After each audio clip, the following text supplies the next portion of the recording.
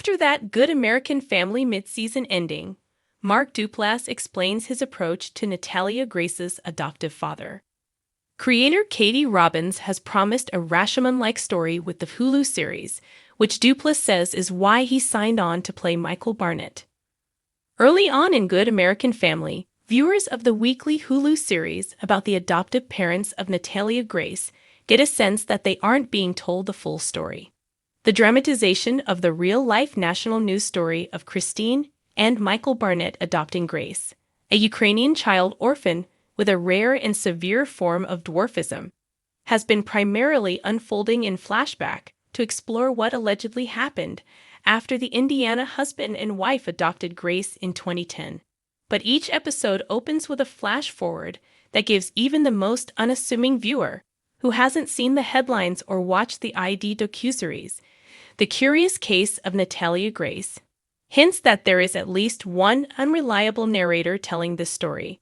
The first 4 episodes have explored the Barnett's point of view to explain why they end up being accused of neglect for abandoning Grace.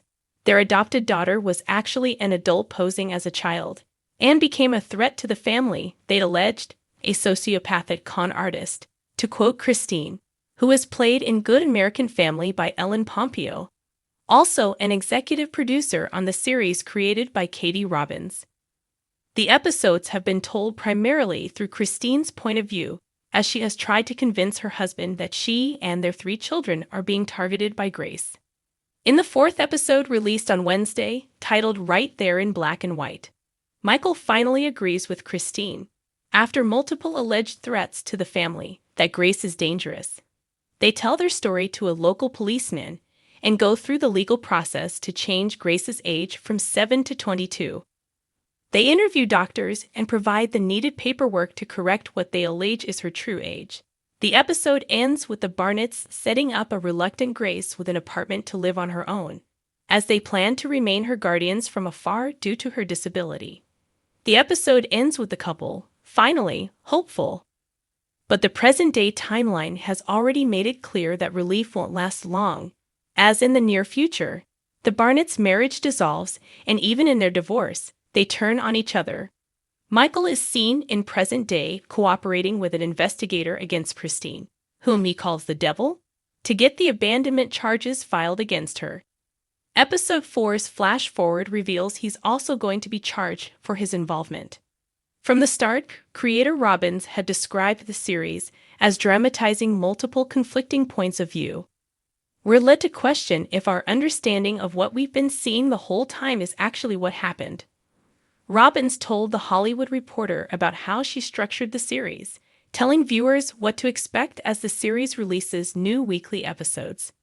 My hope is that we have tried very, very hard to tell a version of this story that is empathetic and that gives justice to Natalia's story. When signing on to play Michael, Mark Duplass admits he had hesitations.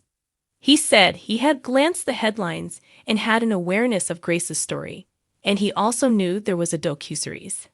I was confused if the movie Orphan may or may not have been involved in this story. He recalls to THR, citing the 2009 film starring Vera Farmiga, Peter Sarsgaard, and Isabel Fuhrman that is also referenced in the series. I was just kind of mystified by it all and probably made some very reductive and puerile snap judgments.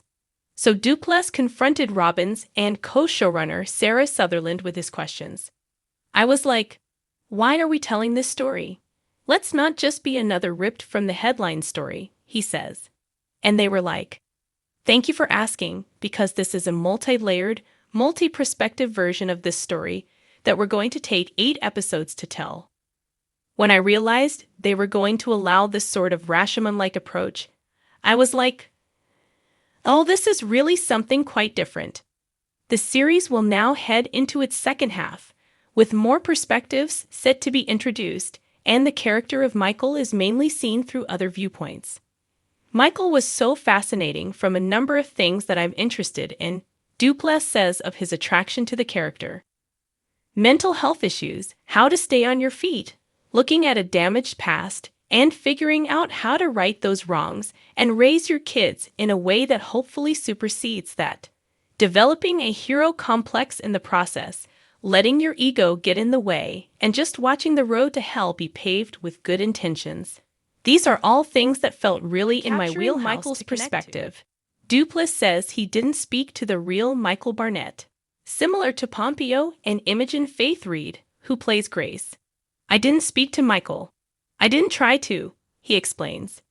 It was pretty evident to me that I was going to be creating my own character here. Because you're watching the story told through different perspectives, he's actually quite different depending on the lens with which we're watching him. So that really meant I was going to have to design this thing myself. It's sort of my version of what Michael should be. Pompeo had expressed similar hesitations when discussing first being approached with the role. I thought, well, that sounds insane. Why would I want to play that character? The Grey's Anatomy star previously recalled to Tar when talking about desiring to play a role that would be different enough from Meredith Grey. I read the pilot. I said, this is an insane script in the best possible way, but this looks like career suicide. There are so many ways this could get misinterpreted and go wrong. How do we not do the bad version of the show? They said, you have to speak to Katie. You have to meet Katie. And you have to meet Imogen. The mid-season finale of Good American Family left audiences on the edge of their seats, particularly with the shocking revelation about Natalia Grace's adoptive father, a character played with eerie authenticity by Mark Duplass. Fans of the show have been left speculating about what's next for the complex figure and how Duplass crafted such an unsettling yet strangely compelling performance. In an exclusive interview, Duplass opened up about his approach to the role, the real-life inspiration behind it, and the nuances of portraying a father whose motivations remain shrouded in ambiguity, balancing humanity and horror. It's one of the most challenging roles I've ever taken on, Duplass admits, settling into his chair with a contemplative expression. I've played a lot of complex characters, but this one, there's a fine line between sympathy and suspicion.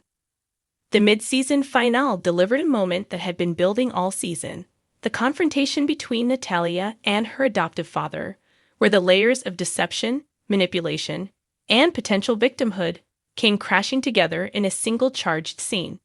Was he a protector or a predator? A man caught in an impossible situation, or a deeply deceptive individual spinning a narrative of control? I knew that the audience had to be kept guessing, Duplass says. You can't play a character like this as a straight villain because that's not how real people work. He had to be likable at times, charming even. You had to believe, at least for a moment, that he might just be a well-intentioned man who was in way over his head. The real-life influence.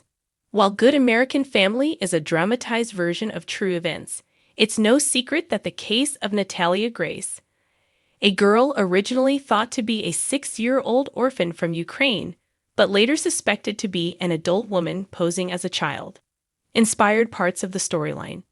The real-life saga is filled with conflicting accounts, courtroom battles, and psychological intrigue. For Duplass, stepping into the role of the adoptive father meant immersing himself in the real case, while also keeping a level of creative distance. I read everything I could find, he reveals. Court transcripts, interviews, psychological evaluations, anything that shed light on the psychology of a man in this position. But at the same time, I had to create my own version of him for the show. The real-life case is one thing, but in our story, we're telling something slightly different, something more layered. The mid-season shock and what comes next. Fans were left reeling from the mid-season cliffhanger, a previously hidden video recording surfacing, showing a moment between Natalia and her father that seemed to contradict everything he had claimed about their relationship. The second half of the season is going to hit even harder, Duplass teases. We're going deeper into the psychology of these characters. What drives them? What are they hiding? And how much are they hiding from themselves? According to Duplass, his character's unraveling is just beginning. You've seen him in control up to this point, even when things seem chaotic. But what happens when that control slips? That's what we're going to explore. The responsibility of playing a controversial figure. Given the real-life parallels, Duplass acknowledges the weight of playing such a figure on television. There is a responsibility in how you approach something like this, he says. I never want to exploit a real-life case, but I do think we have a chance to explore bigger themes: how truth can be manipulated, how perception shapes reality, and how easy it is for the public to choose a villain before they have all the facts.